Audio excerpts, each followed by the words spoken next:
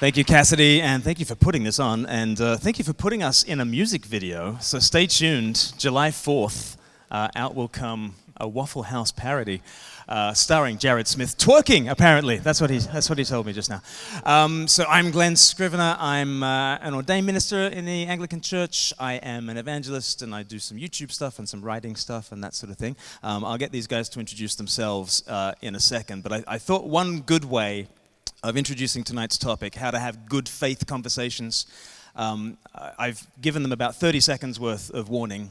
Can you come up with a story in which you are involved in either a remarkably good faith conversation or a remarkably terrible faith conversation?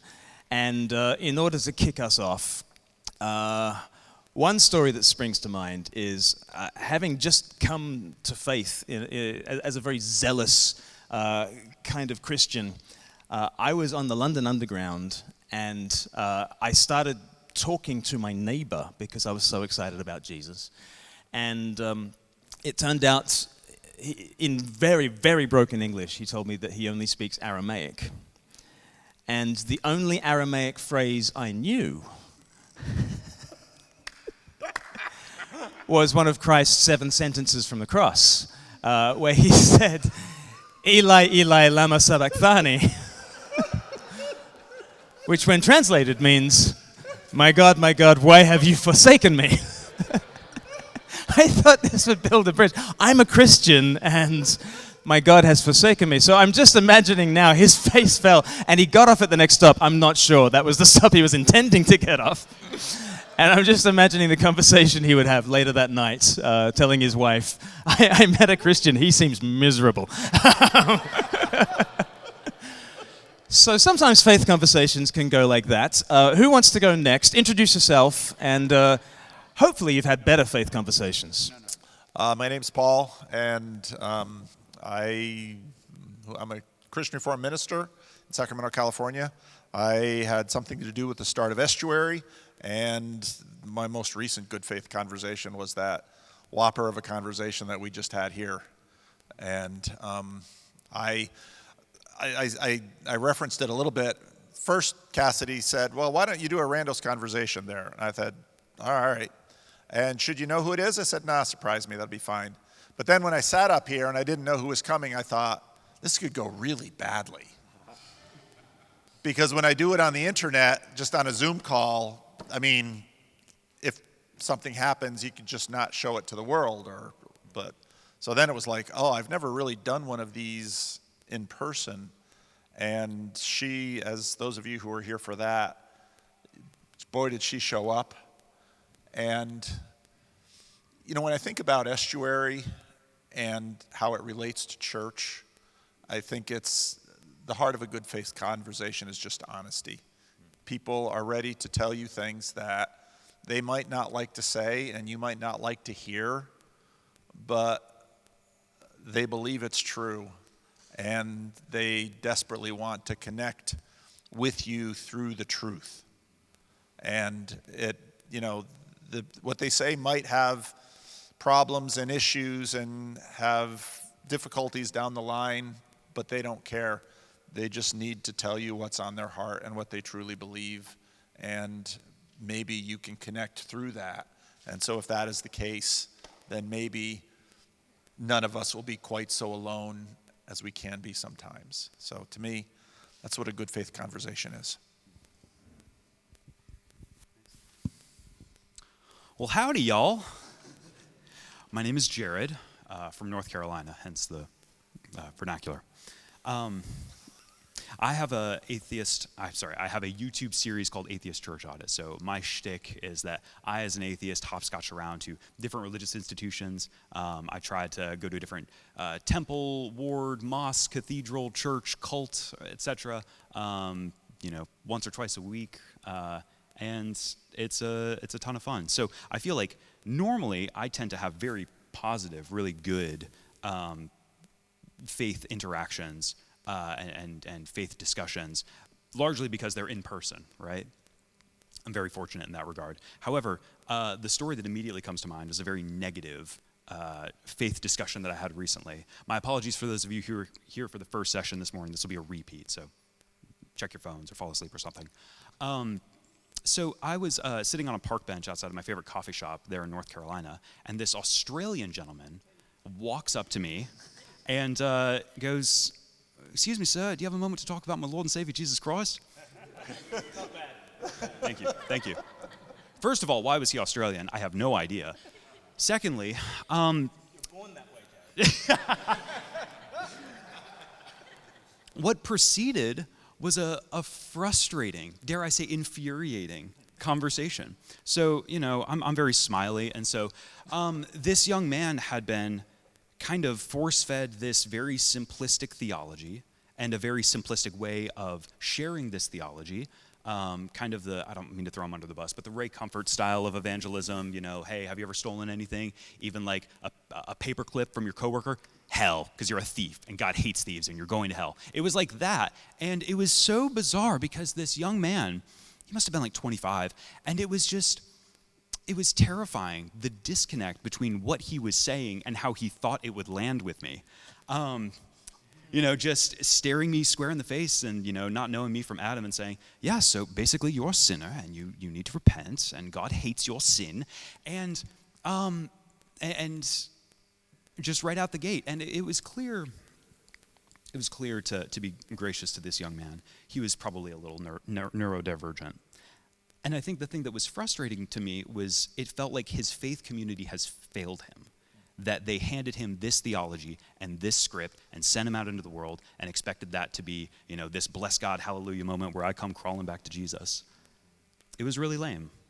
So the way that whole thing ended was, I smiled and nodded and thanked him for, chatting with me for a little while. And he was so indignant that I had the gall to, ask him some basic questions about why he believed what he believed.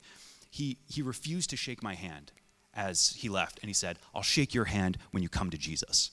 And he walked away. So that was pretty negative. Wow. Cautionary tale for us all. Well, that's a tough one to follow up. Is this mic on? I don't know that it is. Use this one. Okay. Well, this one's on. Look at that. So I could actually point to my first estuary conversation that I just had, an hour ago, which I thought was quite good. But instead, I'll actually use when I worked on my documentary, Becoming Truly Human. And so that was a film about the religiously unaffiliated. And one of the things that I wanted to achieve in that was just to capture these portraits, one-on-one portraits, as well as group conversations from folks who have wandered away from religion, don't really know where they stand. If they get a survey, a religion survey, they would check none of the above. And for that reason, I was very insistent that I not share anything of my own views. I'm just here to find out about you. What was your upbringing like? Did your parents believe? Did they not believe? Did they go to church? Was it regular? Did they talk about it at home? All those sorts of things. And that was fascinating to see the ways in which just being curious about them without any sort of agenda caused them all to open up and want to know more about me, which I continued to be resistant to, which ironically made them want to know even more where I stood. But then also seeing the group conversation that then took place. So I was in the film, I do these one-on-one portraits where they talk about their own stories, but then I brought them into this group where I would just ask them open-ended questions. Are there religious questions that keep you up at night? What do you think of the God of Christianity, right? Things like that. And just let them talk amongst each other without any sort of interjection other than to guide the conversation forward. And that felt like, I think that was one of the things that when I first heard about estuary, I was like, oh, that seems familiar. And I've seen firsthand how effective that is in terms of just building relationships and open, honest, good faith conversations. So. Do you think there's anything about the fact that this was happening on camera that for this generation now, that might actually provoke people to be more open and confessional? Whereas in previous times, as soon as you hit record on something, people are going to clam up. But nowadays, not among all people, but among certain people, they become almost more confessional. You might have some experience on YouTube as well. Oh, man. I don't know. I can see it both ways. Something about the camera just like makes people self-confess, right? They feel like they're in an interrogation room or something. On the other hand, I can imagine that makes them more clammy. I'll defer to Jacob because I think that I'm sorry, Nathan, because yeah, I mean you have much more experience interviewing people on camera. Yeah, I mean, it never occurred to me that the camera would actually be a vehicle for them opening up. But perhaps it's true. I know that for all of them, they were sort of pre-interviewed. So initially, you know, I meet them in a bar and I'm asking them these same sorts of questions as this sort of pre-screening. So there was initial rapport there that emerged. And yet at the same time, there was this outpouring of honesty in front of the camera. That was certainly in addition to that. So I think it's entirely possible. But I think actually for many people, not all, the camera does facilitate it. Because one of the things that I was surprised at, so I make this video about Jordan Peterson's biblical series, and people start contacting me, and I have people, total strangers from the internet, telling me things that I think the people in my church aren't quite this transparent with me, at least not most of them. And I think that has something to do with the fact that just like people will flame each other on Facebook, the internet and the computer gives an illusion of privacy and intimacy. And so for some people, they will say things into the camera that they won't say face to face. And so I've been doing this 8+ years now, and I think it's very true. And I think there's a weird public confessional that the internet provides, that they will admit and confess sins on the internet that they wouldn't do face to face or even to a priest. And I don't know why it's true, but I think it is true. So when I'm encouraging Christians to have good faith conversations, I'm often saying you don't want to jump straight to a God conversation. Like you need to be able to have a good conversation, and I think a lot of Christians are de-skilled in that. And it certainly didn't occur to that Australian guy in North Carolina to try and have a good conversation. He wanted to jump straight to a God conversation. So what are we aiming for in a good conversation? What's the goal of the interaction? I mean, I think that speaking is a platform that is earned through listening, right? And, you know, I understand as an outsider to all of this that Christianity dares to offer an answer to life's biggest problems. But, you know, for most Christians, I think, especially coming out of the apologetics world, they've kind of been handed a script, kind of hey, here's the checklist of, you know, probably the main objections that you'll hear to Christianity, and you just need to go down the list of your 4 arguments, and, you know, by the end of it, boom, you're going to have this guy on his knees wallowing, you know, praying a Hail Mary. And the reality is that, like, I'm kind of aghast sometimes at, like, how reluctant Christians are to just ask questions. And then I think that the sense of urgency that's present in evangelical circles in particular, right, with, you know, the urgency of hell, right, you have to make a decision, I think that bars people from really having, like, a really sincere discussion. You know, kudos to my evangelical homies who can, but yeah, I think that's been my experience, is that sense of urgency prevents Christians from just saying, like, hey, I'm going to sit in this. I'm going to let it simmer for a little while, and hey, maybe neither of us are going to walk away converted or deconverted or anything else, but, like, I'll walk away having seen you. I think that should be just as admirable of a goal. That's good. Guys, what are you aiming for? Part of the reason, so at the end of the rando, in the previous session, I don't know if it got recorded or not, we'll have to see when all this is said and done. Part of the reason I continue to talk about Estuary as being church adjacent is because my experience in California in ministry was that in fact, in California, you have negative credibility if especially I admit what I do for a living. And so I'm already in a hole, and I'm going to have to sort of climb up. And so with estuary, I decided right away, there's no opening in prayer, there's no closing in prayer. There's, if throughout this whole estuary session or multiple estuary sessions, we don't touch on any topic that many church people could easily identify as being Christian, that's okay. We are going to do estuary simply for the conversation and the connection, and we're going to see how satisfying the conversation can be, and we're going to stay there. And that's why it's church adjacent. And so we do estuary every Sunday at 9 a.m. Some of the people come just for estuary, and then they leave right after. Church people, some might come early for estuary and then stay through church. But there is no pressure. It is just conversation.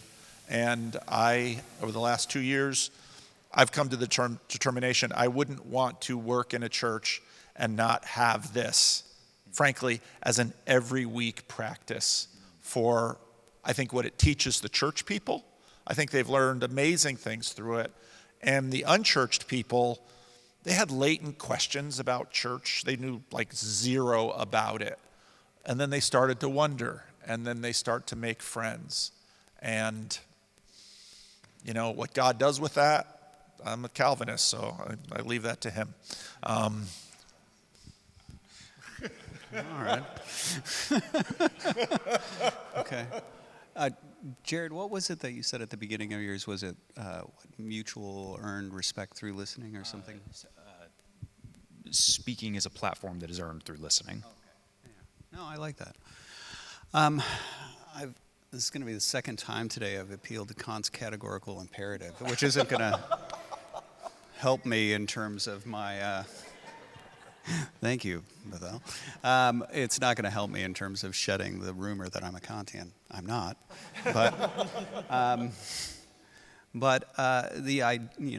in one formulation of the categorical imperative is treating people as ends and not as means. And I think in bad faith conversations, there's a tendency to think you have an agenda when you're here, right? I am a means to some end. You feeling like you fulfilled your duty. Or that I'm some sort of, check in a box that you've successfully won over, or whatever it is. And it's in similar ways, it's the difference between telling a good story and propaganda, right? Where in propaganda you have a sense that this story is incidental to what the sales pitch that's buried somewhere in here. Whereas a good story, you're just carried along by the characters and the story arc itself. And I think there's something analogous there in terms of a good faith conversation, the sorts of conversations that should be had that treat people as ends and not as means. They really are about getting to know this other human being. And if there's something I have to offer them that organically emerges as a result of us relating to one another in a respectful and loving manner, then wonderful. And I think that's sort of the mark of a good faith conversation. Where does persuasion come in conversation? Because I think we can all agree that a great conversation is, and probably our expectation in every conversation is that I'm going to remain thinking the things that I think, and you're going to remain thinking the things that you think. That is largely what happens. And even if you change your mind, it will probably be on the bus later, and you won't credit me with it, right? And you'll tell me, I was thinking the other day, I told you that, but you will never admit that. Even if I persuade you, you will never admit to being persuaded. But like Christianity has a really interesting relationship with persuasion. Because I think the classical mind, you would have your philosophical schools, and certainly among the philosophers, they would sort of debate one another, and they'd have those sort of public punch-ups, and it was rhetoric, and people were eating popcorn, and they were watching those guys go toe-to-toe.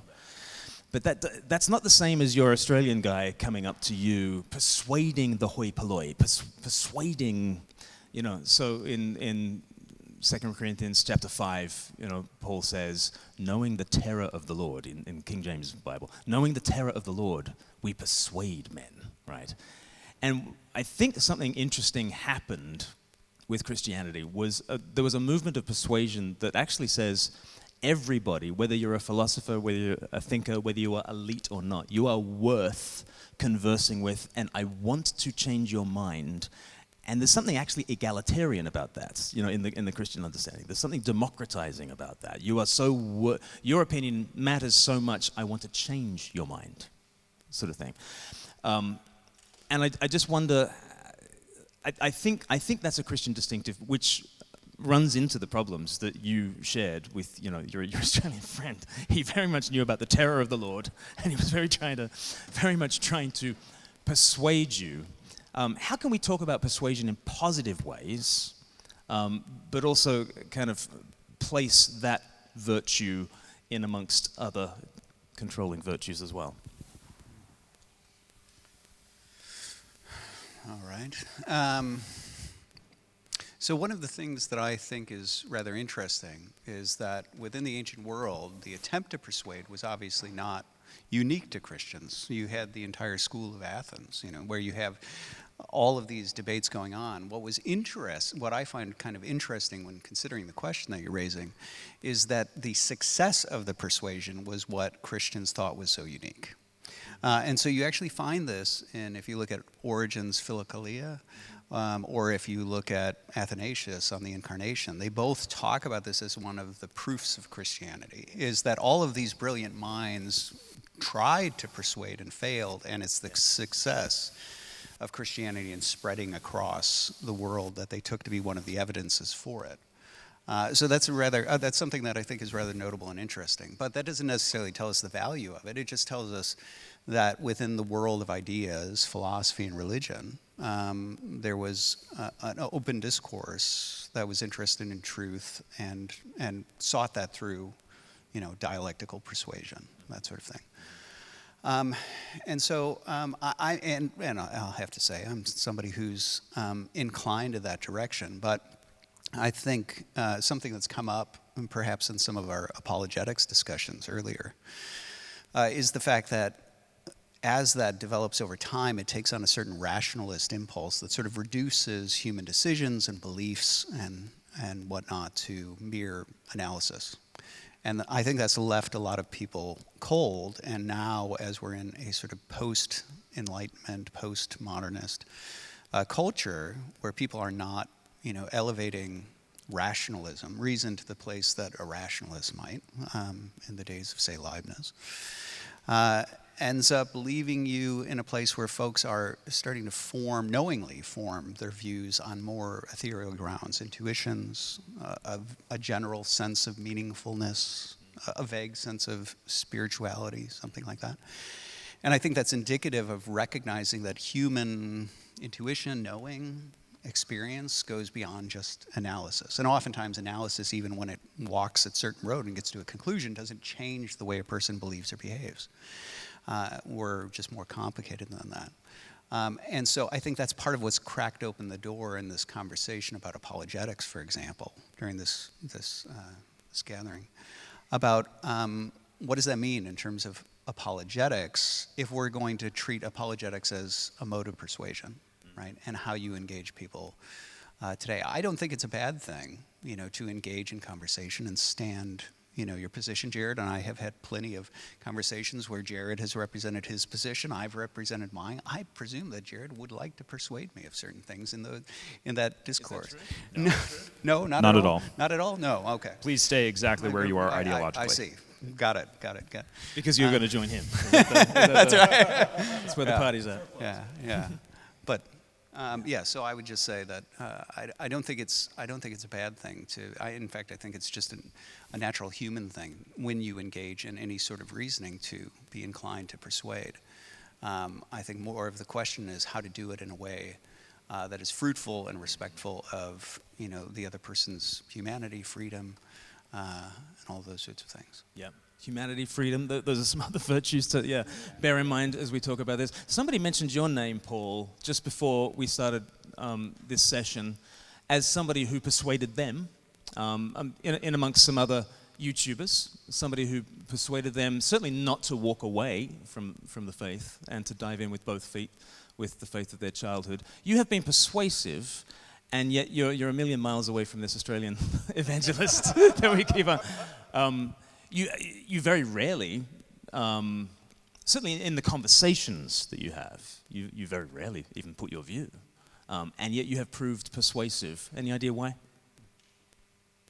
I think it has everything to do with the topic of a good faith conversation. We live in a hyper-consumerist society where we so often feel like all the political parties want our votes, our allegiance, the commercial interests want our money, our loyalty, and I think almost everyone is just so weary of it. And what we want to know is, do you respect me? Do you care for me? Could you love me? And so I think I have never tried to hard sell anything. Well, maybe not anything. Estuary, buy Estuary. Start an Estuary group, please. I just, what I'd seen so often was that just sitting across from a human being and letting them know that they're cared for and understood, and you will support them, and they'll even tolerate being prayed for, even if they don't share that frame, because it expresses to them that, at least for that moment, you see their value and are able to at least give them a little bit of assurance that they might see their own value too. And so my favorite verse, one of my favorite verses, is the beginning of the book of Acts, when after the resurrection, the disciples have been waiting for 3 years. And so finally they're like, now will you restore the kingdom to Israel? And he says, well, the timing, but you will be my witnesses. And one of the things early on in my own maturation of my faith, I went to Calvin College, so, Christian institution. But one of the things when I went there is I decided I was going to read the Gospels and ask myself, does Jesus sound like Billy Graham? And I'm not trying to cast shade on Billy Graham, but he didn't. Because Jesus was talking about hand washing and fasting and parables and things. And one of the things that stood out to me early on was this seems a million miles away from the project of an evangelist, at least how it was framed at the beginning of the 1980s. And I thought, well, maybe there's something to Jesus. Maybe I should pay attention to that. And so I've just kind of lived that way. There are 4 evangelists in the Bible, and they just tell the stories of Jesus, don't they? Which is interesting. So, Jared, you said earlier that you were not trying to persuade Nathan. Right, yeah. Is that true? You don't want to persuade people of your point of view? Nah. No? I care about orthopraxy, not orthodoxy. You want us to believe that? Okay. No, increasingly, I sincerely don't care what people believe unless what they believe leads to suffering. Mm-hmm. And so I see when Paul is able to hear me out and when Nathan is able to hear me out, I see that as a tangible expression of love.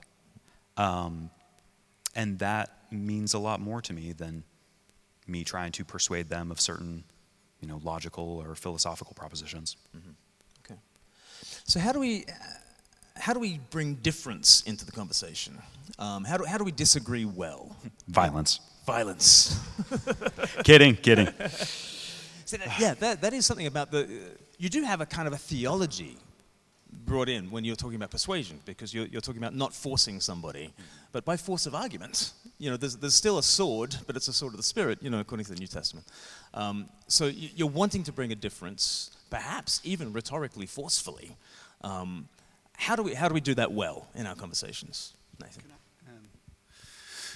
So one of the things that I've been sort of thinking on here, as you brought up the question of persuasion, I think it's rather intriguing that in a character like Gregory of Nyssa, right, Eastern Church Father, if you look at his arguments arguments against slavery, for example, all of them are natural law arguments having to do with anthropology, and specifically having to do with the idea that slavery is repugnant to an essential trait of the human person, which is free will, self-determination. Coercion is inherently contrary. It's a violation of the other person.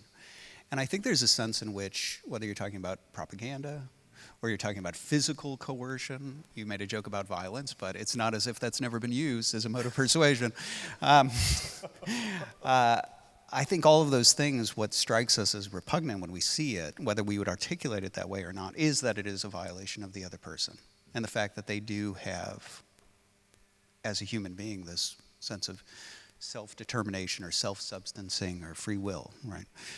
Depending on how you're defining it. And one of the things that I think is interesting in the Eastern Church Fathers that they observe, because they believe that about the human person, you'll see in how they read the Gospels, one of the things they'll point out is how, for example, Mark will use immediately, often, in reference to a healing or specifically the calling of a certain person. And then you have certain people where it's not used. And how they interpret that is actually, well, that's because that person really wasn't ready. And they really see throughout the Gospels, Cyril of Alexandria in particular, for example, is someone who sees that Christ is a respecter of where the people are at. And so what he says here versus there, to his disciples versus this person who's far off versus the Pharisees, is reflective of his wisdom in dealing with a person where they're at. And I think that's something that's sort of essential, is recognizing the other person, recognizing their freedom, respecting that, and entering into them wherever they happen to be at. Right. And what does it mean if even Jesus can only take them one more step instead of past the goal line? Wow. Yeah. Paul, let us know how. I've been involved in public debates and discussions across differences. Pastor me. What should I be thinking about those encounters, about the other person, about what's about to happen as we sort of cross rhetorical swords with one another? How do you disagree? I don't think there's anything wrong with public debates. I think that's a perfectly legitimate thing to do, and even have them on YouTube. If you can do it and still love. And one of the things that I've noticed so of course Estuary is sort of the in-person thing. The TLC is kind of the online thing. And part of the reason that we spend so much time talking about nothing, as sometimes is said, talking about the incidentals of our lives, talking about this and that, and then getting into what's going on in our marriages, what are we worrying about with respect to our kids, maybe even talking a little bit of politics. Part of the time we do all of that is so when we really want to wrestle together, we can wrestle hard. And it can be fun. And it can be enlightening. But you have to establish the relationship beforehand. And that's part of what, mostly the TLC is made up of people who are not well known on the internet or any place else. But the beauty of that is that we all have time together, and we can play hard, and we can tell the truth and really wrestle hard together. And I'm not saying it's illegitimate for sort of debate gladiators to go upon a stage and test their arguments. I think that's fine as long as people understand they are gladiators and this is a show that they are doing. But I think it's even better when friends can do that within a context of trust. I was just in Austin, Texas, where we have a new estuary forming, and I spoke in an Orthodox church for an adult education thing, which was a little controversial. But Rigel, who I had him tell his amazing story to me. He said, what he's seen with Estuary is that you're creating a place of trust. And once there's trust in the room, now, it's basic, now there can be intimacy. And now we can really work to persuade one another. Glenn, I think that this, for some reason, this question is like feeling like a curveball to me. It's not, but I'm sitting here thinking like, man, how do I disagree with people in conversations, in these hard faith discussions? And I think I'm struggling to find an answer because I'm realizing like, I don't really disagree with people very much in conversations. I go to different cults and different churches every Sunday, and no matter how wild or far-fetched their beliefs are to me, I just find myself normally being like, wait, so what is the doctrine again? You think that Joseph Smith found tablets in ancient, in the hill that talk about Jesus coming to America? Wait, what is the doctrine? You think that Jesus appeared to Sun Myung Moon in the 1930s or something, and he's the new Messiah? And nowhere in those conversations am I saying, okay, but this is ridiculous, and here's the 8 reasons why. My prerogative in doing what I do has just been, I just want to understand. And very rarely do I find myself saying, okay, but I need to upend this argument. The only times in which I find myself saying, I need to challenge this or I need to combat this are when the theology truly is a cancer to this person's soul. If they're convinced that, sorry, Paul, but if they're a super extremist Calvinist, for example, love you so much, and they've convinced themselves that for whatever reason they are among the reprobates. This happens on occasion, right? I'm sure you've seen this, where somebody is incredibly hard on themselves and they've convinced themselves, hey, I am not one of God's elect. God's going to send me to hell. There's nothing I can do about it. That's an idea that's worth challenging, right? Or if you believe that, categorically everyone outside of the 4 literal walls of this particular church are going to hell, it's like, okay, well, let's have a little bit more of a discussion about that. But the vast majority of the time, I think I'm just kind of coasting and listening, at least for a long, long time. Yes. My biggest concern is, rather than how do we have a disagreement in a peaceable fashion, I'm kind of, I feel like the outsider watching all of these other conversations happening for people who do care about orthodoxy and who do care about right belief.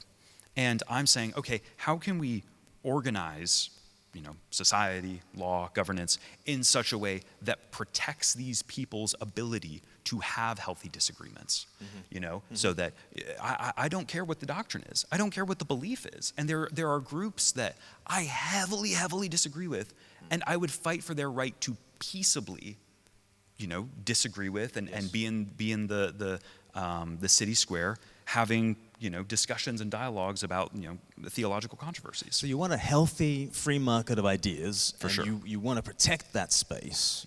But I don't believe you when you say. All right, gladiator pit, come on. You just disagree with Paul in front of us, right?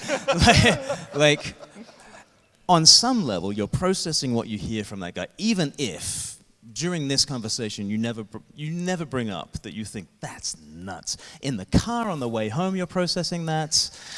You call your friend, you leave a voice note, you maybe hit record on a camera and upload it to Heliocentric, which is a great watch. Smash that subscribe button. But you do process a disagreement with that person on some level. Why not do it with them in the room? That's a great question. Maybe I'm being a hypocrite. Maybe I do it on camera before I do it in person. And I think that's been kind of a fun means of dialogue, right? Yes. I have ongoing conversation with some of my Latter-day Saint friends and critics, and I'll sit with them for 5-6 hours listening to them explain their doctrines. Yes. And then I make a report, and then they call me up and they're like, "Hey, still love you. You're an idiot. Here's everything you got wrong." Yeah.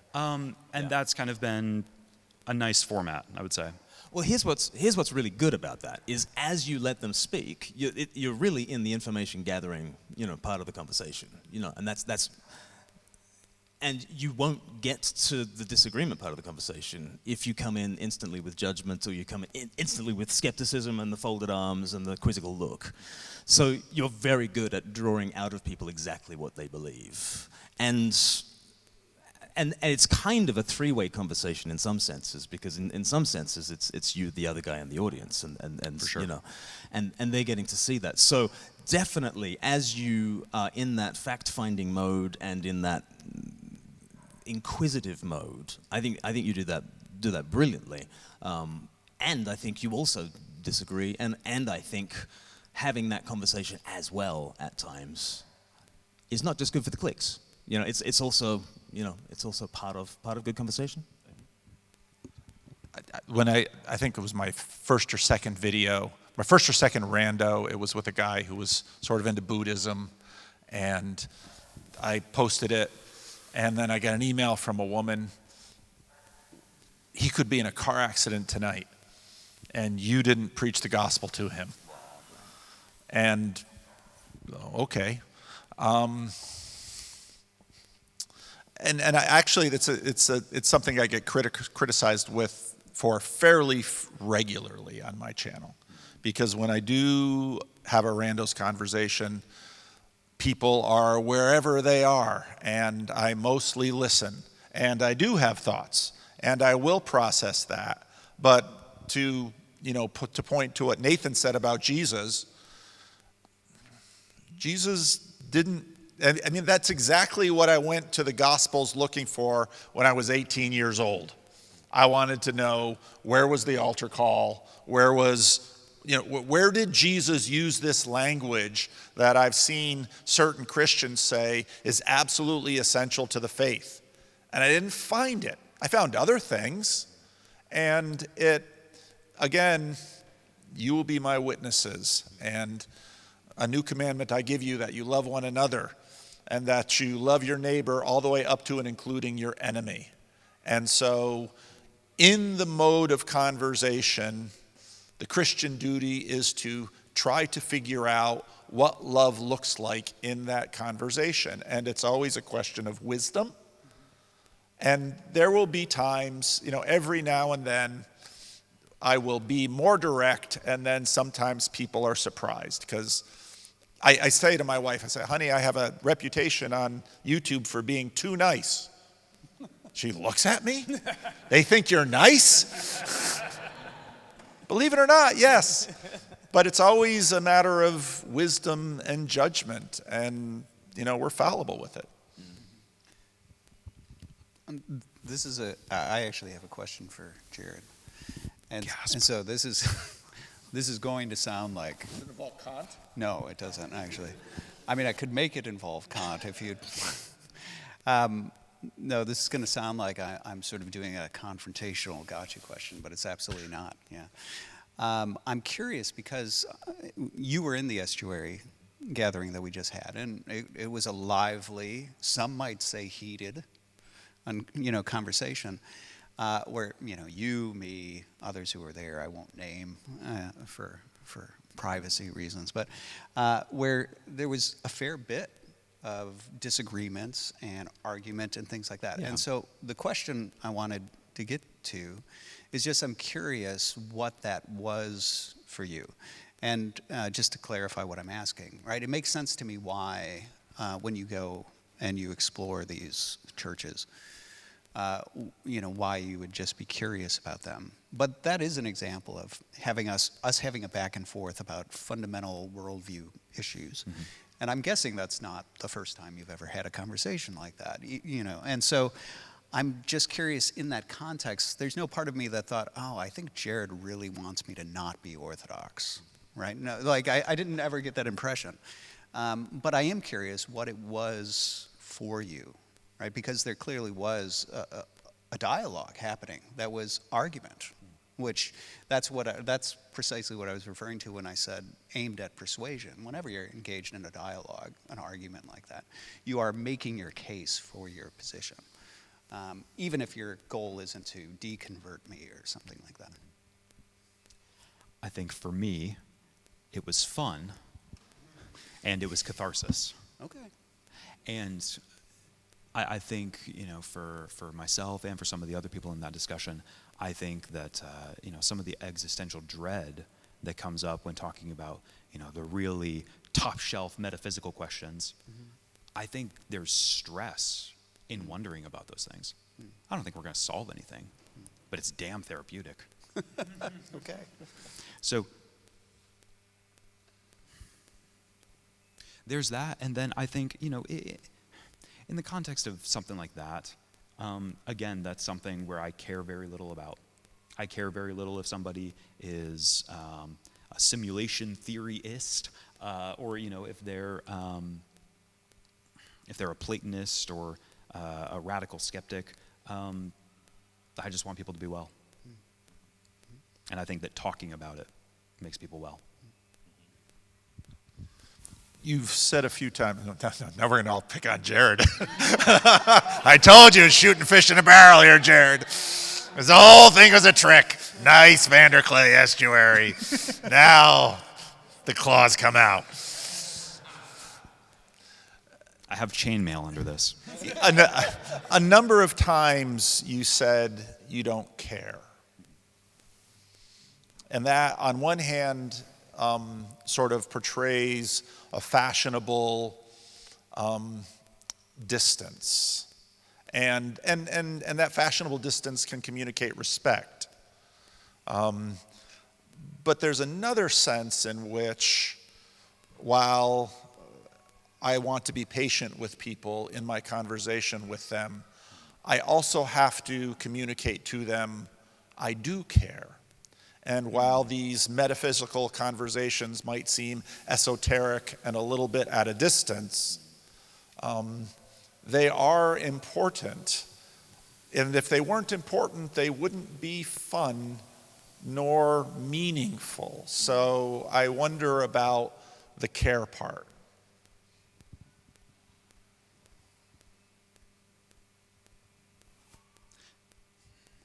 I'm not pausing because I have anything deep to say. I'm pausing because I don't know. It's like, I think back through, all the different beliefs I've held over my lifetime, right? And I think that the important thing for me as I was navigating those shifting sands of belief wasn't where my belief ended up, it was the people who held my hand through them. And those are the people that I remember, those are the Christians that I admire, those are the atheists that I love, those are the philosophers that I care about. And I think that, regardless of what philosophical position I've held, the days where, or I should say, the months where I have the fewest number of depressed days, it wasn't always about what I believed. And I don't want to stress this too hard. I don't want to make it sound like, belief is totally disconnected from psychological or emotional well-being, because that's not what I'm getting at. But there were communities around me who walked with me, who loved me and cared about me, who wept with me on occasion. And those marked the days and the seasons of my life where I was okay. Maybe even more so than as indicated by what I believed.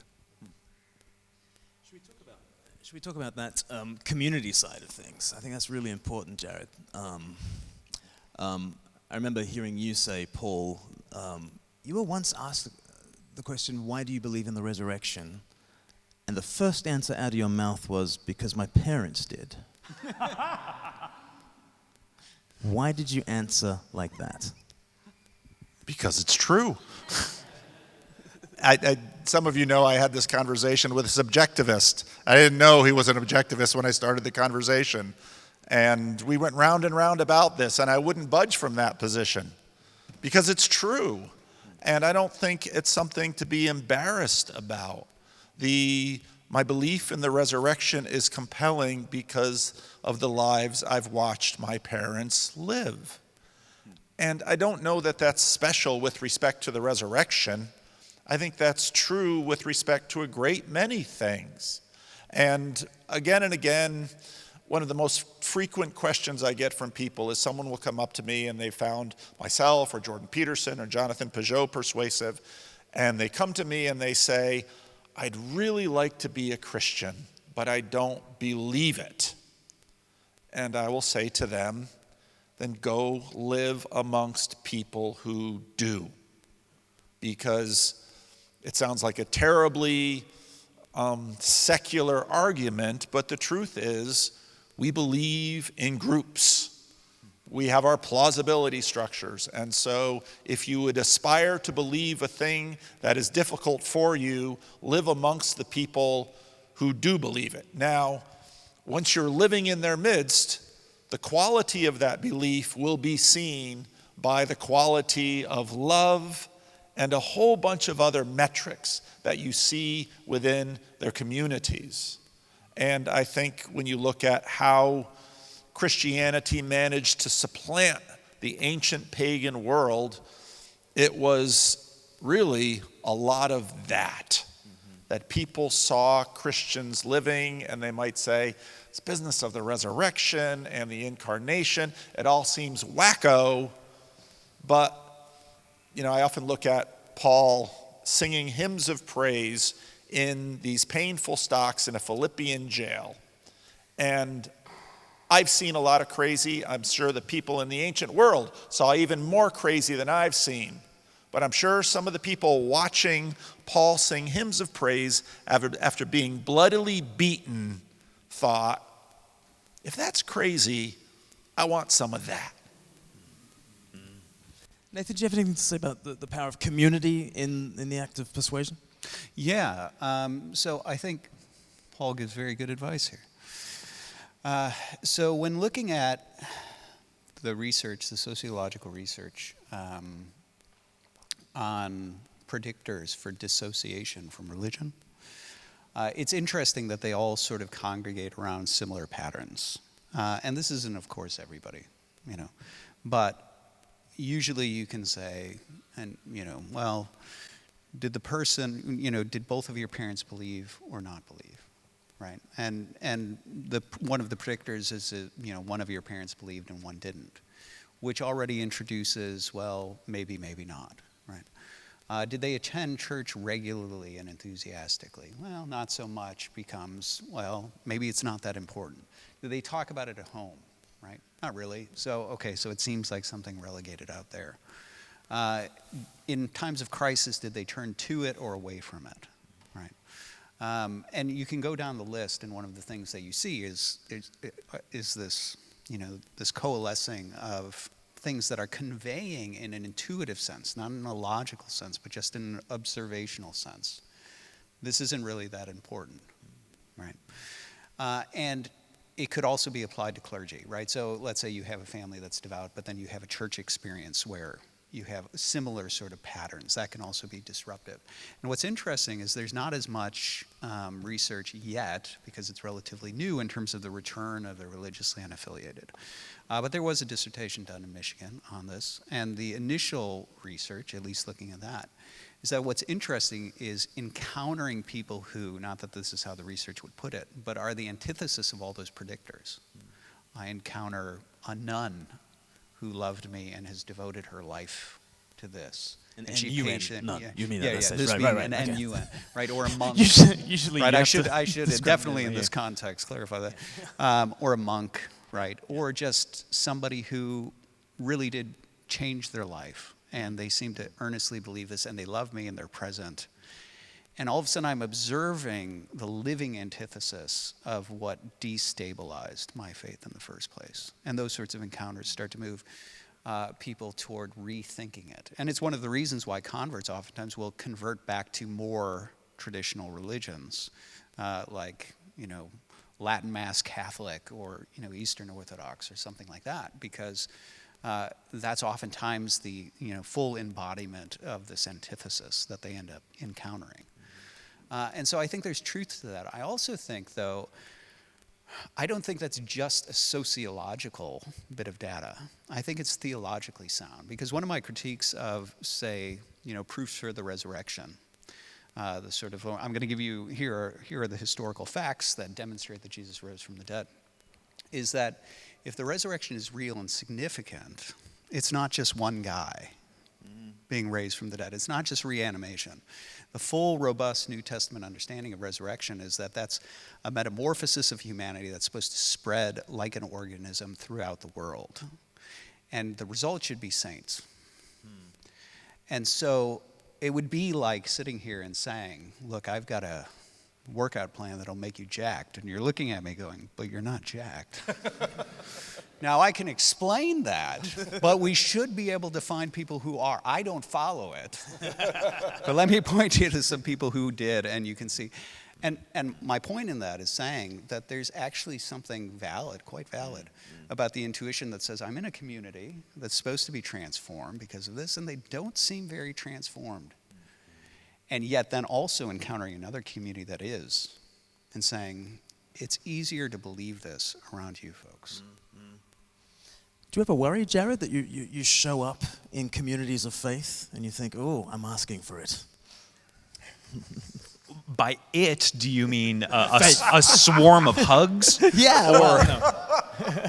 I mean Christian faith. Is it? I don't know. Is there some party that shows up in churches in order to do the Paul often says, if you want to believe something, then join a group of people who believe that thing. You're joining a lot of groups of people who believe that thing. What's going on, man? Well, you have to keep in mind, though, that I'm hanging out with a whole bunch of groups who believe very conflicting things. That's true. Yeah.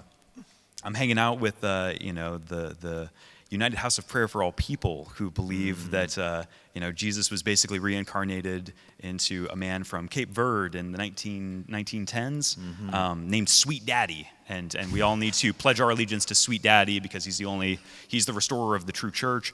And so I'm not going to them and knocking on their door saying like, hey guys, like I really want to believe like you guys do, but I just can't bring myself to do it. If I listen to the jazz band, maybe I can hoot myself into a frenzy. Yes. So plausibility structures are more than just community, and more than just they have a good vibe. Okay. There's two of us on this panel who have ended up in spiritual places that are different from their parents. So Paul and I have ended up in churches that are very much like our parents went to. You guys haven't. Can you reflect back on either of your journeys, persuasive moments, persuasive movements in the story of Nathan Jacobs?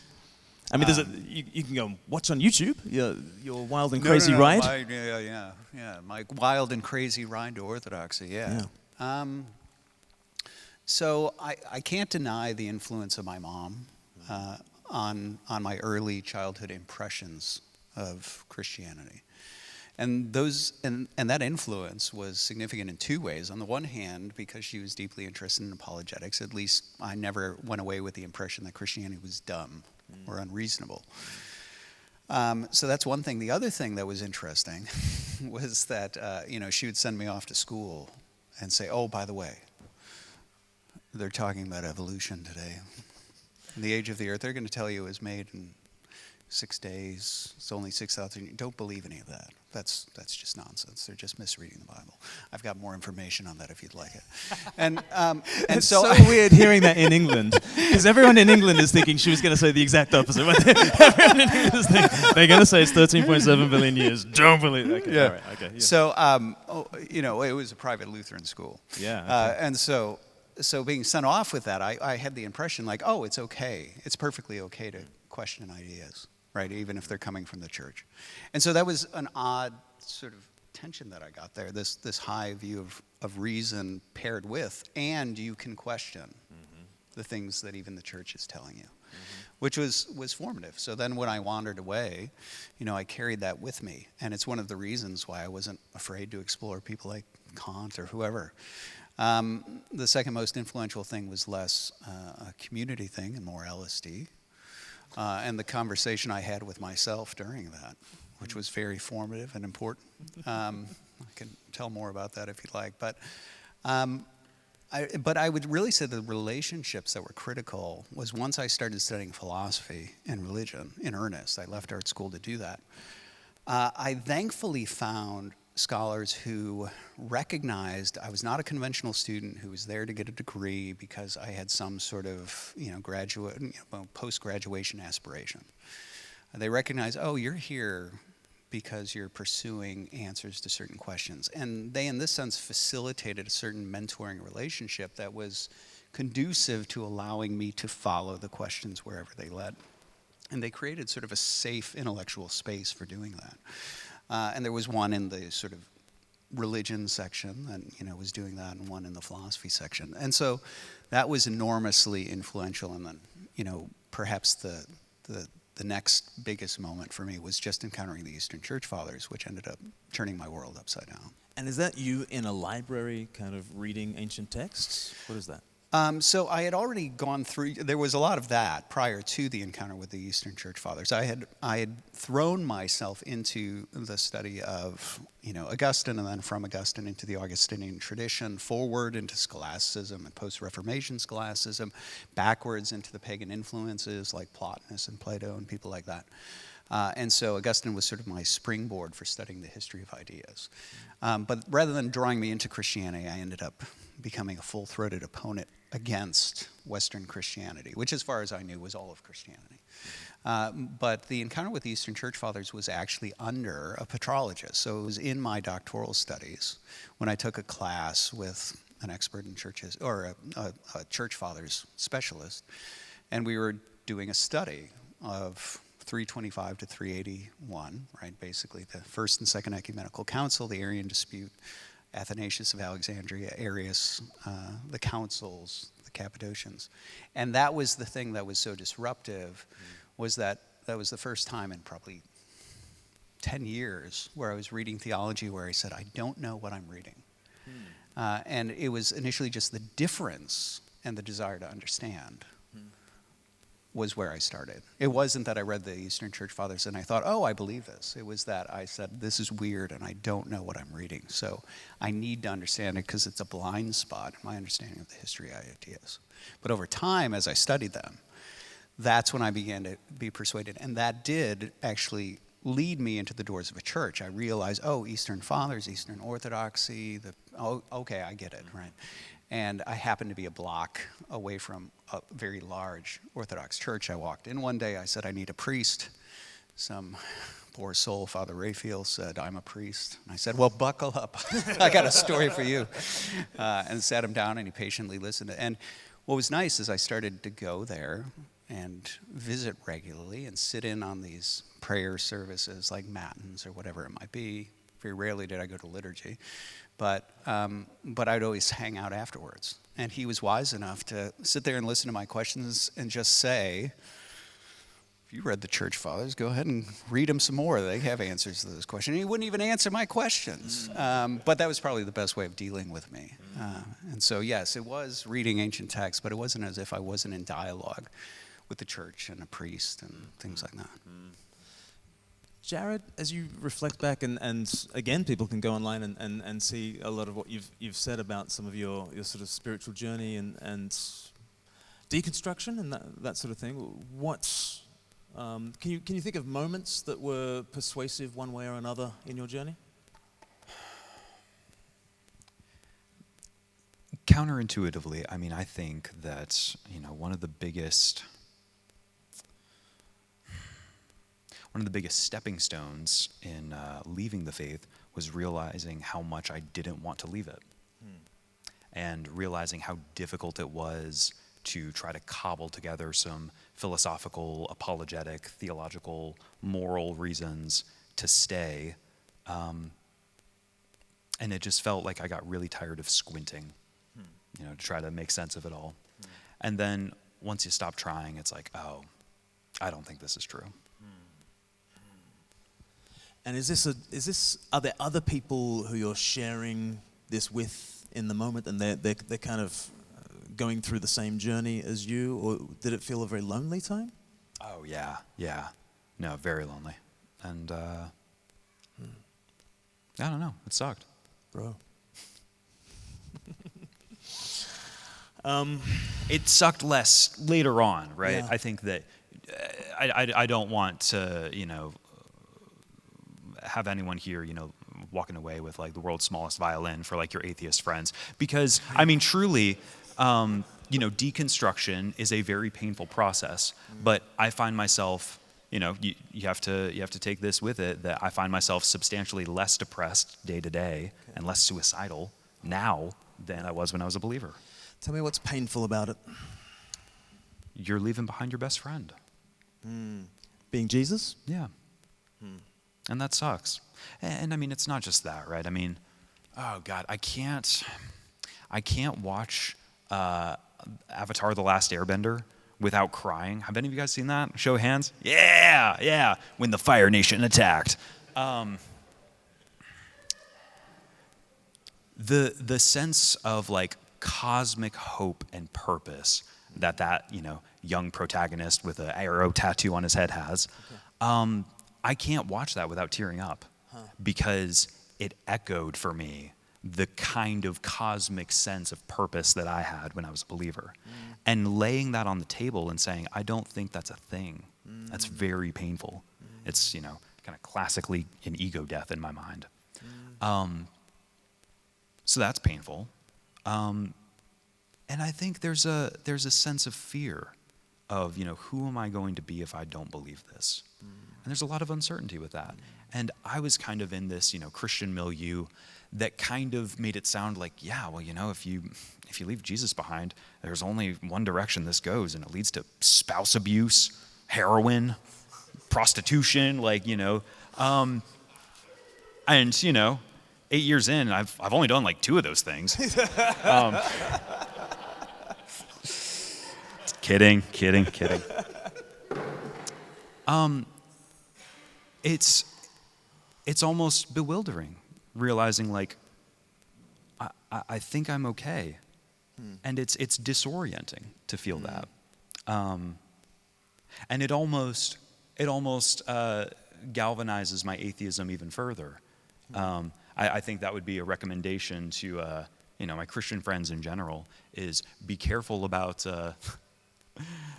speaking too ill of those who leave the flock, because sometimes they will, and they'll realize, no, I'm not that person. A good word. Thank you.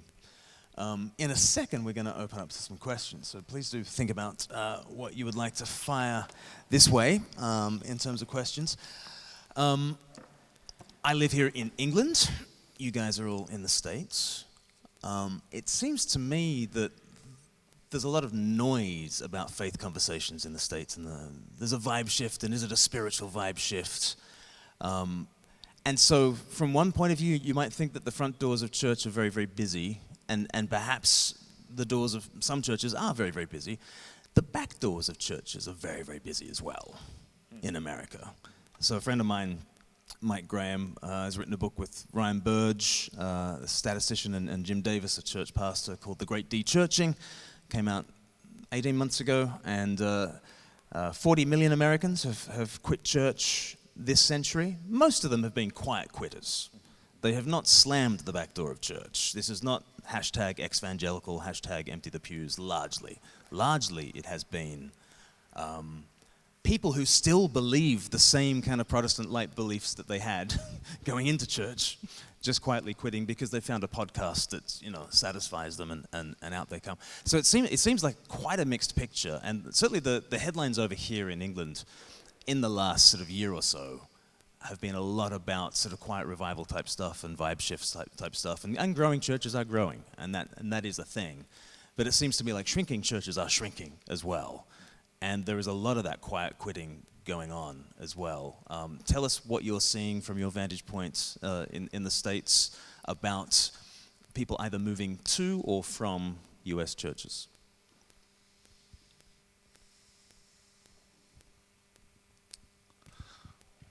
Well, his church is probably growing, and my church is, I don't know what my church is doing. You mentioned earlier in a video this week, Glenn, that right now, probably more people in America can articulate something about the filioque than ever before in human history.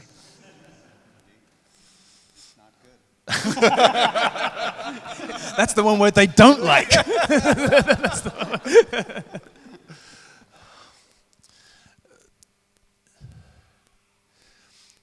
I talk to a lot of people who are sort of in gray areas. Having left a church, thinking about church, never been in church, but listening to me. And I don't know, I've used this word metagelical to talk about where I think things are going. And it's very clear that we are going to see an enormous number of churches close. Those churches at this point mostly populated by boomers.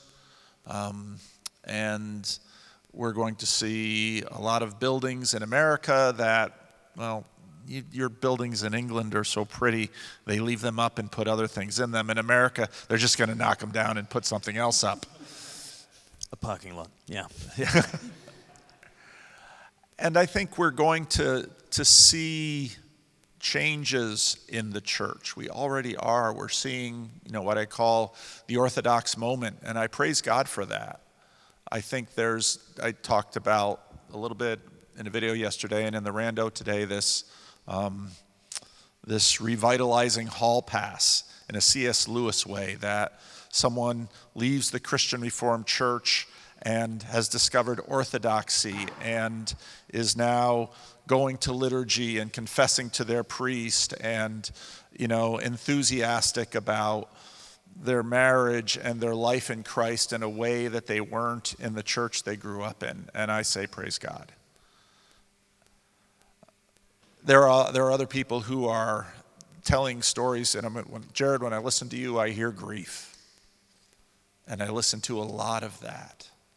And I'm a Christian, and so I think, grief can give way to rejoicing through the resurrection, and I pray that many who grieve the loss of their faith will find it again, and they'll likely find it again in a place a little bit different from the one they started in, and I think that's okay. American Protestants found a way to sort of bury the hatchet and be evangelical and not be quite so fussy about their confessional distinctives. I think the Roman Catholic Church in some ways quietly joined a lot of that over the last couple of decades, and it's going to be interesting to see the contributions of the Orthodox Church in America, and I look forward to watching that develop. I think it'll be a messy process, and I think we're watching the mess now. But I am not pessimistic, but I don't know the details of how this thing is going to go. So I have seen a lot of growth in the Orthodox Church, and obviously others have as well. New York Times articles about this and whatnot. And so in the parish that I go to, it's I think max capacity is 400 people, and it's always, unless you show up 30 minutes before the service, you won't have a place to stand in there. It's always busting at the seams. So I have seen it firsthand in a lot of parishes. And it's something that I anticipated happening in 2016 after doing the documentary, or at least as a possibility. And the reason was because one of the things I had noticed when talking with those who had dissociated from religion was that unlike perhaps the sort of apologetic worry, I think there were a lot of people who, when they first got hit with the statistic of this exodus from a religion, they expected, well, it must be that there's a culture war going on, there's Christian apologists versus new atheists, and the new atheists are winning and they're all becoming atheists. And from all of my investigation of the religiously unaffiliated, that wasn't true. 90% of them still believed in a higher power, a God. Very few of them were about atheists. And in many ways, the ones that had retained those beliefs at 90% continued to believe in ghosts and paranormal things. They thought the world was spiritual and they were spiritual beings and so on. And there was still this desire for some sort of spiritual experience. And so looking at that, I anticipated, well, there's still some sort of desire here. And then also noticing that so many of the patterns of beliefs that were there, I noticed mapped easier onto Eastern Orthodoxy than they did on Western Christianity. So I thought it's entirely possible that a lot of these folks will begin to discover this other form of Christianity that's different enough from what they know that it becomes palatable and attractive. And then if you combine it with the sociological information that I mentioned before about then you encounter a living, thriving, devout, fully orbed, lived faith, that will then be attractive as well. And so I'm not surprised that it's happening, but Paul and I have had plenty of conversations about what it means, because the pathway into it is so different. For some people, it's as simple as they walked in and they're so tired of a lack of beauty within churches, and they look at ornate Orthodox church and they say, there's something here. Right?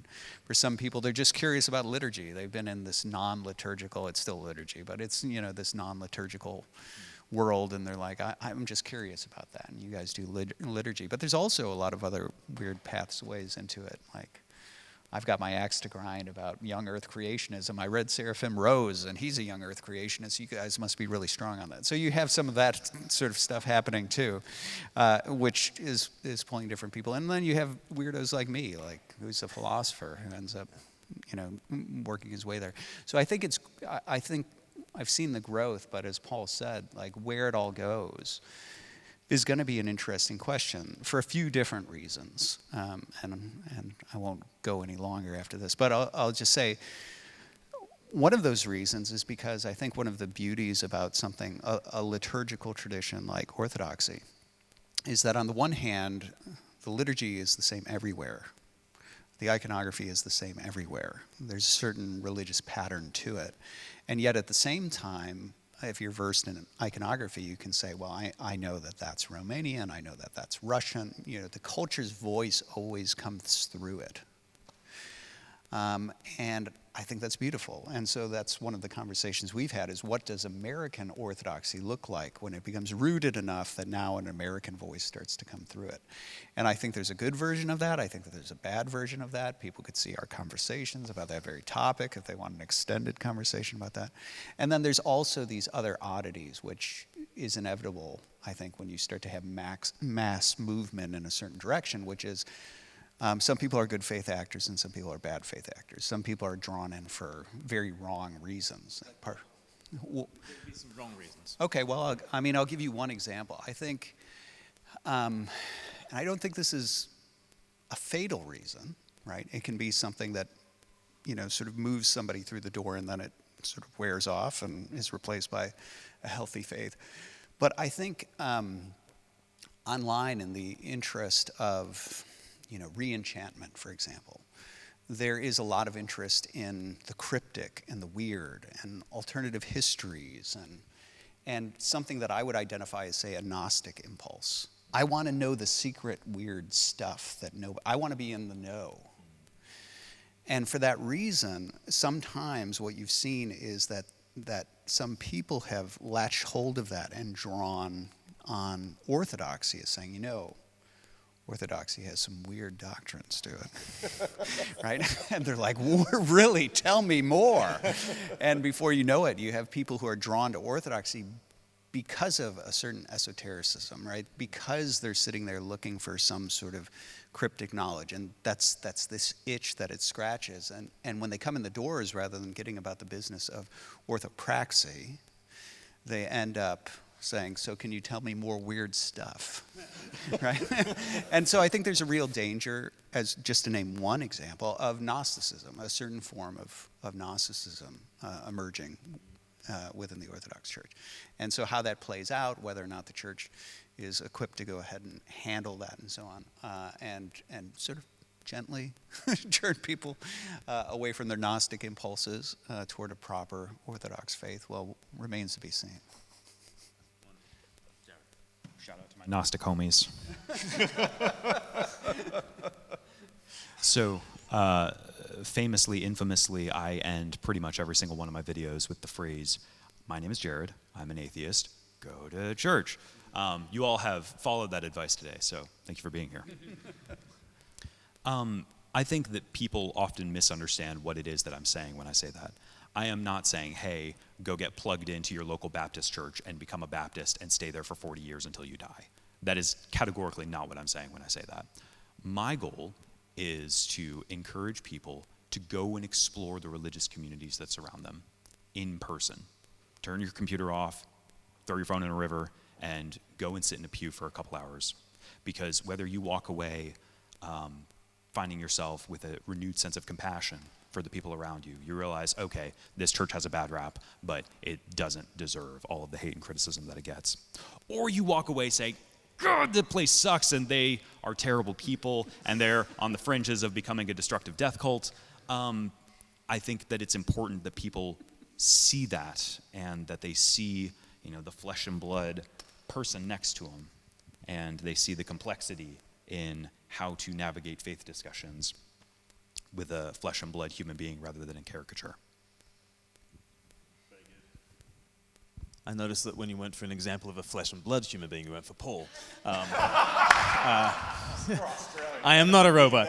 I am not a replicant. Don't test me on this. How are we going to do questions, Cassidy? Shall I take a microphone to people? Mike.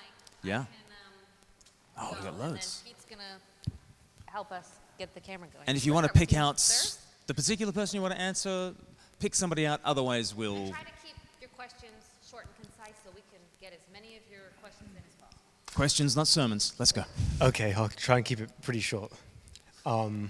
Just on the topic that we started on about having good faith discussions and also finishing on the future and what things look like in the future and the future of those discussions, I have just kind of noticed that, especially growing up and getting a bit more in tune with what's being discussed, that disagreements these days are not just disagreements on agreed upon ends, but at the fundamental, as you guys were talking about in your kind of breakout discussion, worldview, paradigmatic level, you're almost making noise against each other, talking against each other, people might say. There's kind of like the word emotivism used for that sort of conflict, and it just becomes almost pure conflict at a certain point. And I kind of see that in the estuary. We're all polite sort of individual intellectual people. We're going to sit down and really hold our tongues and listen to each other, and we're going to really think this through, and I'm going to make you feel seen. But on the group level, and we were also talking about faith and belief as something embodied, sorry, I will stop soon, embodied at a group level. Don't you just think that as we go in the future, these disagreements are we're agreeing less and we are disagreeing more substantially at paradigm level and more loudly at the group level? And kind of what do you see for the future of disagreement? I guess that's thoughts. Sorry, Great question. Look at how many bombings there were in the 1970s. I'm the oldest of us sitting here, and I remember the 70s. It was a violent time. Now, the conversation we had last night with Justin and Joe Foley, I presented that. I think that theology will again become the queen mother of the sciences culturally. So I think we are sensing disagreement because I think deep things under the culture are shifting. But at the same time, we now have the internet and social media, so we hear a lot of disagreement loudly. And of course, the craziest talk wins the attention prize. Yet, it's funny because every time I come to Europe and Europeans want to talk about American politics, they're like, it just sounds like a civil war is about to break out. I listen to some things about England of a civil war, and I've been to both places, and I don't see one quite yet. And so it's really hard to know, and that doesn't mean that things won't get crazy. They might. Things do in this world, but it's really hard to calibrate based on YouTube. This is, I guess, probably targeted more at you, Jared, but we'd love other people's thoughts as well. And this is maybe more of a practical question. As someone who's gone through and in some ways is still going through the deconversion or deconstruction process and landing on views that are different than almost all of my close friends and family. For me, one of the hardest things has been, how do I talk to people about it? Because it's that fear of like, if, thinking that these views are what is the foundation of a lot of these friendships, or so I thought. Like, that's what terrified me probably the most for a while, is how do you even go about having that conversation and telling people about that? And so looking back, there's some things I wish I would have done differently and maybe approached it differently. But didn't know if you had any thoughts on, either for myself, or I have a couple of friends who are kind of going through that just don't even know how to bring up their questions and their doubts. How would you go about doing that? And then any experiences you had of maybe where that went well, where you did that, or times where it didn't go well? And for the rest of you, any insights from maybe the other side of how you would approach it if someone comes to you with kind of they're at a different place, and how do you react? I think it's incredibly important to remember where they're coming from, and keep in mind that, a lot of negative human emotions are really just grief and confusion in disguise. And so a lot of the conversations that I had at Wheaton, when I explained to my friends, hey, I'm an atheist, a lot of people got frustrated with me. A lot of people lost their temper, and they, frantically started flipping open their Bible. And I think I had done enough prep work to prepare myself for that. And I knew this is a response to them being afraid for my soul and for the certainty of their belief. Because, like Nathan was kind of getting at, right? I think that doubt in a friend group kind of forces those friends to re-examine their own doubts, right? And so I think you have to prepare yourself for that a little bit. And if you can muster up patience there, it will pay dividends. And the number of friends that I had from Wheaton who were really fussy when I initially told them, I was calm, I was collected, and I said, hey man, I totally get it, but I love you and I still want to be your friend. Years later, some of those people have deconverted. Some have deconstructed. Some have, become Orthodox. And I was able to salvage a really important series of friendships. So I think bracing yourself for the human emotions that are there in those moments, they will pay dividends for a long time. I just want to follow up on that, and this is, again, partially a question for Jared. One of the things when I was first interviewing religiously unaffiliated folks that I found, which was a surprise to me, was how grateful they were to be able to talk about these things safely, right? Which I didn't anticipate. And in fact, it occurred to me when talking to them how rarely they talk about religious matters. So I was talking to a couple from New York, and I was starting with some very basic questions, and I asked, so do you believe in God? And the husband says, absolutely. The wife says, absolutely not. They look at each other, they say, you do, you don't? And I thought, you guys are married and you've never talked about this. And the answer is, yeah, they're married and they never talked about it. And that clued me into a luxury that religious people have, which is that you're in a faith community. And when you start to have conversations, what are you reading, what are you listening to? If you're talking about people who are practicing religion, matters of theology or philosophy are going to come up regularly. And it's just comfortable conversation. But once you start saying, well, who am I going to talk to? Mom and dad who are going to weep over my soul, right? My buddy who's going to try to convince me I'm wrong. And so I can't help but notice, first of all, that pattern, and then also, Jared, with you talking about how much you value the people who walked through that with you as friends. And I suppose this is where I get to my question for you, which is, would you have been able to predict in advance who would have responded positively and who responded negatively, or was it a bit of a surprise? Because I know some things, to use a totally different example. I remember when I decided to adopt, I was shocked who was supportive and who was opposed to it. My predictions would have been all wrong, right? And so I'm curious from your experience, if you reflect back on who was there for you and who freaked, if it matched what you would have anticipated. I'll kick it right back to you. Why do you ask? Because it's actually, I ask because I think it's a practical question for him or anybody who's going through that. Now, I think there's also something prescriptive here, right? I think there's something prescriptive in terms of how to have conversations with people and recognizing, to go back to some of the earlier things in terms of conversations, the importance of meeting the person where they're at, even if where they're at is they're losing their faith, right? I think that's very important.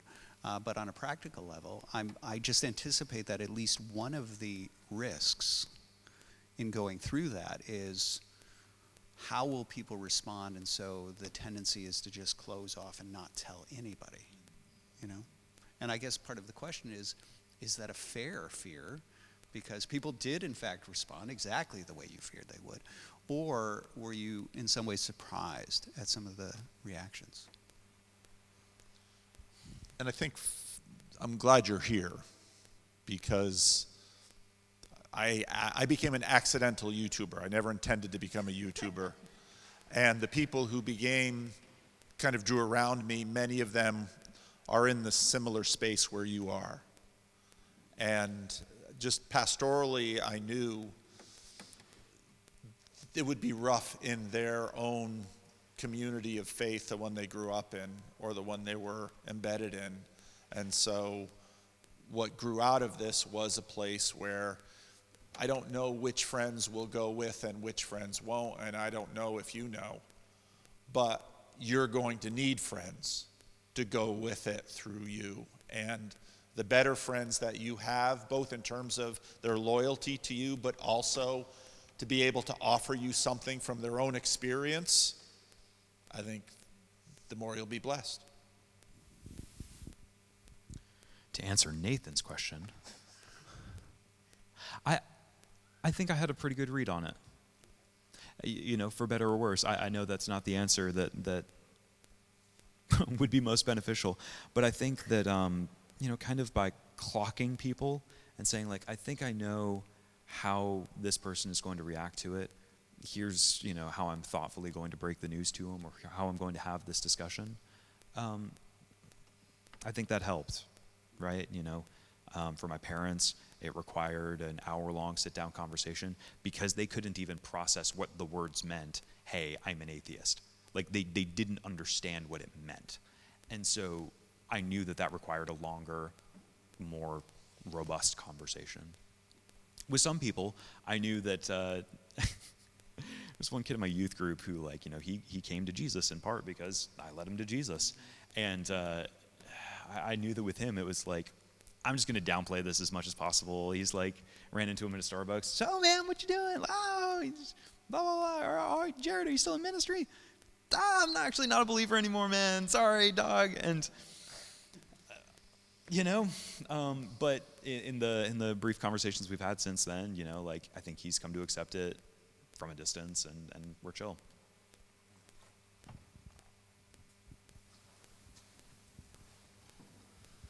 Right, so firstly, Jared, why are Mormons your favorite?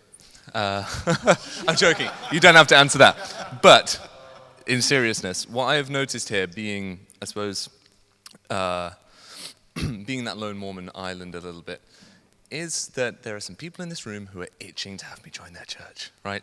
They're like, yeah, come on, I can show you the way. And I think what I've realized is, on the back of this question we've just had, there's another side to it, which is, how can believers be a place where someone can profess their newfound non-belief? Because what I found is, when I would try and talk to people about some of the concerns I had about the church, for example, you can see that in them there is a fear. Because if I'm worried or I'm struggling, then that's threatening to their faith. That's threatening to their worldview. They can see the precipice of their worldview collapsing, and that's terrifying for them. So how, for the believers on the panel, have you found, because I see that some of you are a place where someone could come and have that conversation, how have you developed that within yourself? What would you offer maybe to the people in the room who are still believers that they could take away to be that sort of space for someone who's like, hey, I'm not sure I believe anymore, without trying to convert them, without trying to take them in and go, hey, well, I can show you this way, just being there and listening to them. How can they do that? First, Nemo, to answer your question, Mormons are my favorite because of Brigham Young's kick-ass beard.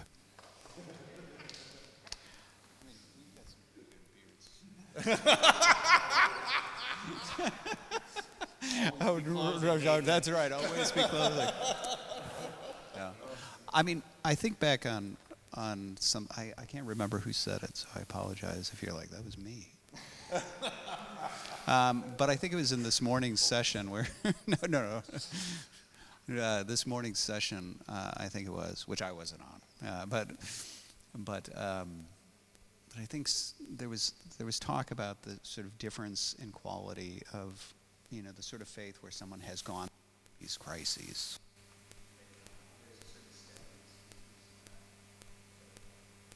And I've certainly noticed that, in my own experience, in my own journey. I'm not rattled by meeting somebody who's an atheist or hard questions or whatever else. And I know other people who have gone through those crises, and yeah, there is a steadiness there that comes with struggle and coming to faith through struggle. I think the challenge is, of course, that many people don't go through that, and I don't want to advocate that, hey, you have a strong faith from childhood, you really should go into crisis. But I suppose in some ways, I think that's where you'll find people who are able to come alongside folks, because it isn't a threat to them. They've already gone through struggle and come here, right? And so to meet somebody who's in the midst of struggle, hopefully what you find there is empathy. And compassion and love. I think those are the pockets within churches where you find that receptivity. But I don't know. I don't know that. I mean, it's an ideal that you would have that across the entire congregation and the entire church. I don't know that ideal is possible. Paul is shaking his head. I'm going to believe him. No, not. I agree with his answer. I just also say that it is hard on parents, because, I asked Jared a little bit about care. Parents really care. And whether parents own it or not, they have, from the moment you were born, they have this narrative for your life. And all parents at some point are going to have to face the fact that they should own that narrative, and they should probably hold it loosely, just as their parents before them probably learned. So, but I agree wholeheartedly with what Nathan said.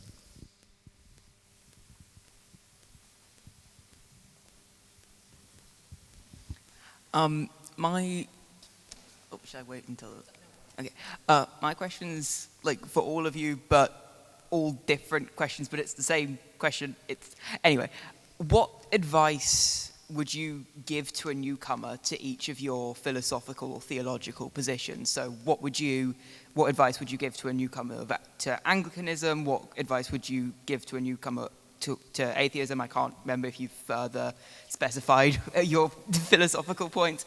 What advice would you give to a newcomer to Calvinism and to Eastern Orthodoxy? And sort of one sort of warning or common pitfall, and one sort of here's not what you should be doing, but something that might point you in the right direction. Not that this is a denominational distinctive of Anglicans, but just because this is what I say to people who show up in my church, which happens to be an Anglican church, is that, Christianity is about Christ, and everything stands or falls on what you think of Jesus, really. And I've always loved, Father John Bear says, all the creeds are attempts to answer the question from Matthew 16, who do you say that I am, right? And you can go very, very deeply into that question as the history of the church has gone. But it all boils down to, what do you make of Jesus himself? And what made the difference in my life was a friend challenging me to read through the Gospels. And I remember getting halfway through Luke's Gospel and just thinking, I was from a family in which mum, a very strong believer, dad, a terrible hypocrite. And that made all us kids kind of walk away from faith. What brought me back was a friend who said, you know, Freud got many things wrong, but one thing he got right is that our pictures of our dad and our pictures of God are often very intertwined. But maybe the image of the invisible God is not your dad. Maybe the image of the invisible God is Christ, if the Bible is to be believed. Let's have a look at Jesus. And I just remember seeing his towering personality, his stooping love, and I just thought, if God's like him, I'm in. So I always describe my relationship to institutional religion is I'm like the woman who grew up dead against the institution of marriage. Like, I hate the institution of marriage. Awful. But then imagine that woman later in life meets a guy, and she might end up walking down the aisle and getting married. Why? Because she loves the institution? Less, but she loves him. She believes in him. And then there's an institution around it, right? But it's him that has converted her. So I would just say, keep looking at Christ, and the best way to do it is to open up the Gospels and have a read. So, a lot of times, I have to acknowledge, even as an atheist, from what little I've read about it, it does seem like, you know, atheism and major religious change in general is caused by, you know, big life happenings, right? You know, a marriage, a death, a birth. And so when somebody, you know, becomes an atheist, there is often a emotional, you know, personal element to it, right? You know, something often happens in their life to premeditate a big philosophical leap like that. That's not to say that it's not, you know, primarily a philosophical change, but something often underpins the re-examination of that question. And so what I've heard from a lot of people is that, Britt Hartley talks about this, that often there's kind of the initial phases of becoming an atheist where, you know, you become a little hellion for a little while, right? You know, you go and you hit the bars real hard, you hit the clubs real hard, you know, you do some Molly and find a threesome, right? You go a little crazy. And I think that there is, I've never done Molly or a threesome. A lot of heroin, though. I think that I would caution patience and prudence. There is no rush to go and reclaim what you feel was lost time. And I know that for a lot of people in high control groups, they feel like this was stolen from me, right? My ability to explore my sexuality was stolen from me, and I'm going to take it back and, you know, explore it as radically as possible. And then often, you know, some of those people take it a little too far and hurt themselves in the initial phases of being an atheist. And, you know, then it takes them several months or several years to kind of mellow out and reach an equilibrium. So I would caution, you know, if you're a pendulum swinging, try not to swing too far in the initial phases of that. I've disappointed many people over the last 8 years, not being a voracious advocate for the Christian Reformed Church, not because I don't love it, which I do, not because I don't feel completely at home in it and believe in it, which I do. The Christian Reformed Church is in a process of sorting a bunch of things out now, but the reality is that you can't find any of them in England. You can't find any of them there either. You can find a bunch of Scottish Presbyterians, and I could talk to you a bit of the differences between the Presbyterians and the Christian Reformed and the Dutch Calvinists, but there's so many varieties of so much of it. And right now we live in an age, especially in America, where even a denomination as distinct as the Christian Reformed Church was in the 1970s and 1980s is no longer really that way. It is part of sort of a broader evangelical church in America. And the Christian Reformed Church is trying to figure some of its things out there. But what I will say to you is the advice that I usually give to people who have listened to me for a while, and they've come to the point of saying, I'd like to go to church, and then they sort of approach it like some YouTube channels and, well, here are all the churches, and this is what they believe, and if you fill out this form, don't go that way. You're not looking for a sensible used car, okay, or a new car. What I usually tell people is find a Christian friend who you admire and would like to be more like, and ask them if you could go to their church with them. That doesn't mean you have to stay in that church, but churches are incredibly difficult to figure out, especially if you don't know anything about anything, or maybe you know too much about one thing. So find a friend that you think, if I were going to be a Christian, I'd like to be a Christian like that friend, and just say, could I go to church with you? And sort of start your journey there. So I think it was in this morning's panel as well that Jared had offered the advice of taking things slow, right, not rushing. Yes. So I think it was in this morning's panel where Jared had offered the advice of taking things slow and not rushing. And that's very good, sound, Orthodox advice. Always be closing, Paul. Always. No, but it is true. So one of the things that I noticed, and Jared, obviously you and I have had different exchanges about where I'm like, yeah, that's kind of a Protestant thing you've experienced. Let me speak from an Orthodox perspective. Sometimes when I teach historical theology, I would have students who suddenly are enamored with Orthodoxy, and they'd come up to me and they'd say, like, Dr. Jacobs, I think I want to become Orthodox. Can I go to an Orthodox church right now and become Orthodox? Like it's an altar call. And I could see this certain anxiety setting in. Like they're like, I might be going to hell. And I had to first tell them, like, first of all, if you went to an Orthodox church, they wouldn't make you Orthodox. I'm not even sure they'd make you a catechumen, right? They'd first want to know if you even know what you're looking at. And historically speaking, that's actually true. So while in the book of Acts, you see there's a very immediate, an Ethiopian, hey, there's water, why not just baptize me? And they do. By the time of 1 John, there's already a difference between people who have been chrismated and received and people who are in their midst but haven't.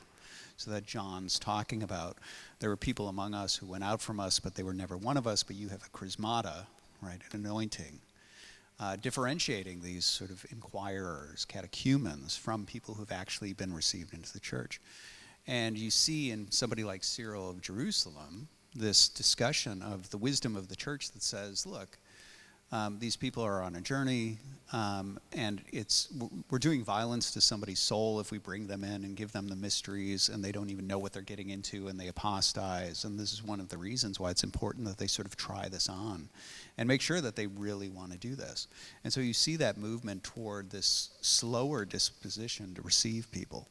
And so I think there's wisdom in that, a wisdom that acknowledges, okay, you're curious, you're interested, you think that you're into this.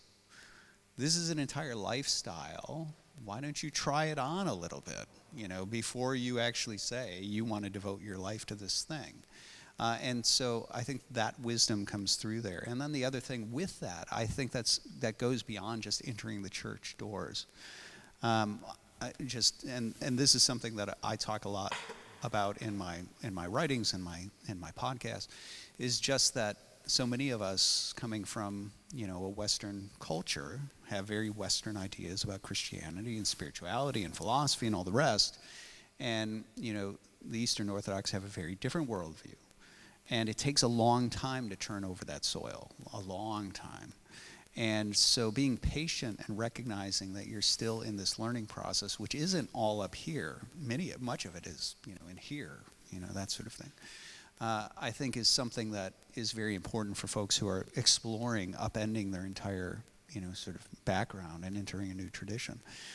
Just giving it a time to try it on, and even when entering it, letting that soil be turned over. Okay, we have time for one very quick question. Does anybody have a quick question? Make it quick, Bethel, sorry.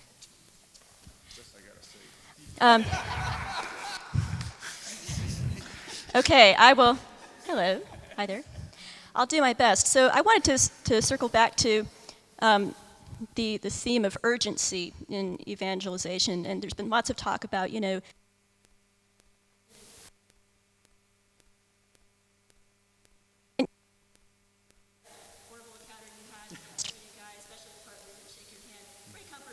your hand. But so I fully acknowledge that there's a bad way to do urgent street evangelism, and there's a good way to do leisurely persuasion. But same. It is. Talk to the top of it, not to the side of it. No, it isn't. Just keep going.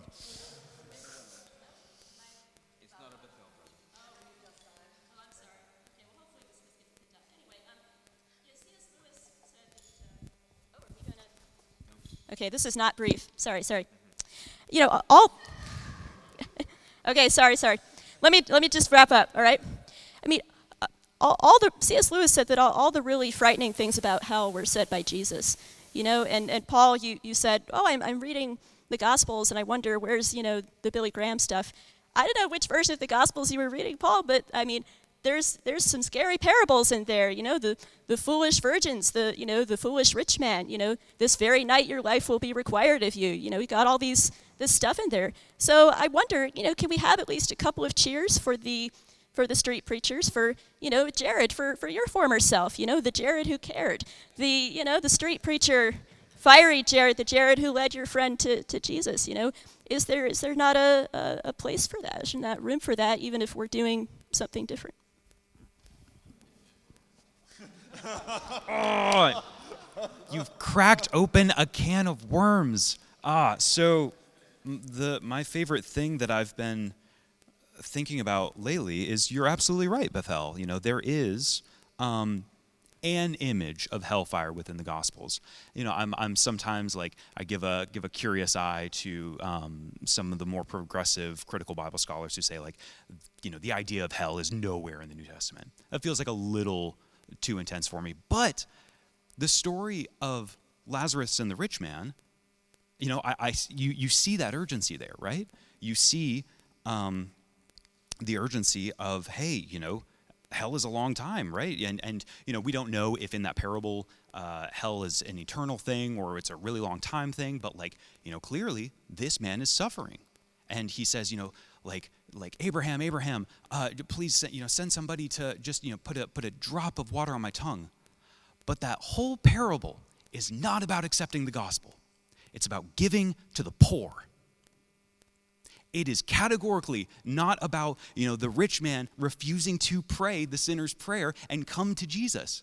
It's because he was stingy and greedy. And that's why he's in hell in that parable. And the urgency with which we ought to be helping the poor is the entire point of that parable. And it breaks my heart that that's been forgotten in lieu of a more modern theological proposition of we ought to have urgency with preaching the salvific power of Christ rather than what Christ proclaimed, which is we need to have urgency in helping the poor.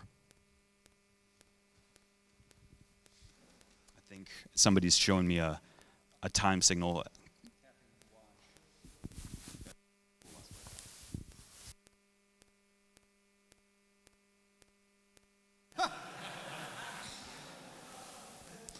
There's just been a breakout on YouTube between Gavin and Jonathan, and it's over the question of salvation and what do we mean by that word. I'm not a universalist, so Luke Thompson would call me an infernalist. Is there an urgency? Absolutely. But that urgency requires us to be as effective as we might be. And maybe if there's a lesson drawn from the would-be Australian evangelist that hit up our friend here, effectiveness was not what he was about. And so I'm not going to deny urgency.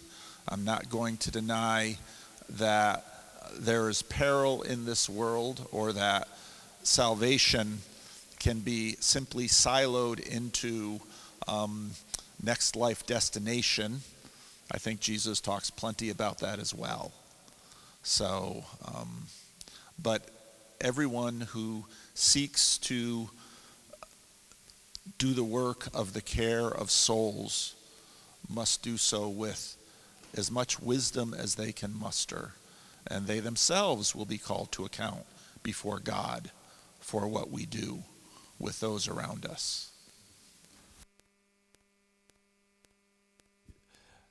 I think it's very important to speak the words that Jesus spoke and to speak of the things that Jesus spoke of. And at the same time, isn't it interesting, the peace and the poise and the patience of Jesus as he did that? And I hear you saying both, Paul, that there is both the seriousness of the call to Christ and the seriousness of the alternative.